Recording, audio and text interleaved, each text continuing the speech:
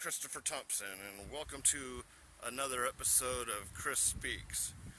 Right now, I'm angry. I'm livid. I'm just so frustrated about shit. What am I frustrated about? Another example of white privilege that people say it doesn't exist.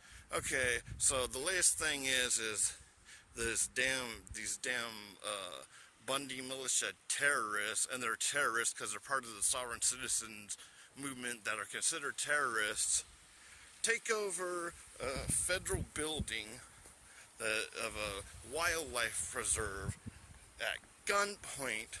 They have them on video threatening law enforcement and telling people to come out and help them kill the cops.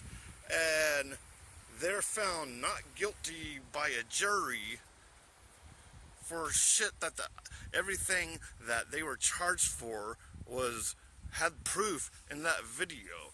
And then all these articles call them protesters. No, they're not protesters. They're armed terrorists. They went over in there and they took shit over. They didn't protest.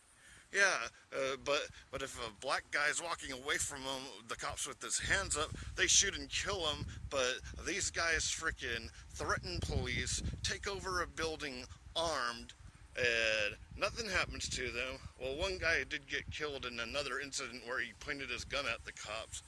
But it just pisses me off. It's like these guys, they get away scot-free because they're white Republicans. And then here we have the other case where there's people peacefully protesting, not pointing guns at people, peacefully protesting a pipeline that's going through Native American land, and they're sicking dogs on them and trying to put reporters away for 40 years for simply reporting on the crap that they're doing.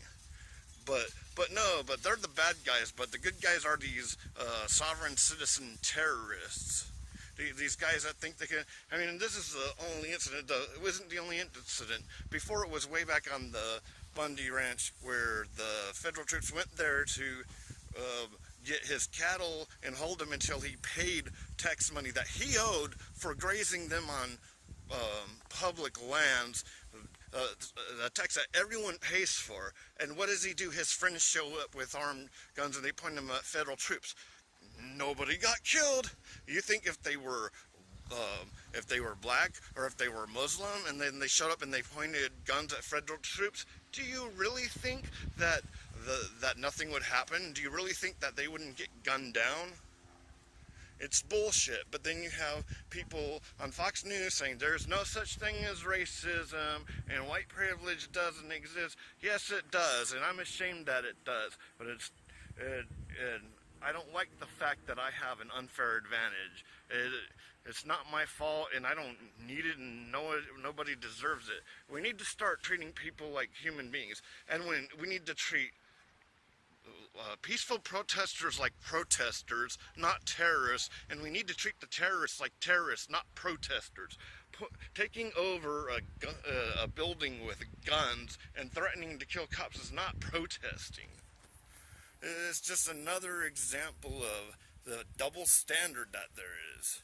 And people are always, Chris, people are probably thinking, you're probably thinking, oh, Chris, why do you always bring up race? Why do you always bring up race? I don't always bring up race. The system brings up race. We're living in a system, I mean, and people think that, and there's so many people that say that black people aren't disadvantaged, but they don't have the same privileges that we have. I mean, it wasn't even like 50 years ago that they couldn't even vote or that they first ever got any kind of rights. And I'm just tired of people getting away with shit because they're the favorable skin color, or they're the favorite. I guess if you're a white redneck conservative, you can do no wrong. It just really irritates me. The system is just so skewed, and there's so many people that don't even see it. You know why? Because they're the same skin color I am, and unlike me, they didn't grow up in a diverse neighborhood. The only black people they see are on TV and movies like Boys in the Hood, so they just assume they're bad. But for some reason, some redneck with that likes to point guns at cops don't get shot, well, except that one guy, but they usually don't get killed, and they're treated like they're protesters. No, the Bundy Militia and the Sovereign Citizen Movement is a terrorist organization, and we need to start treating them like what they are.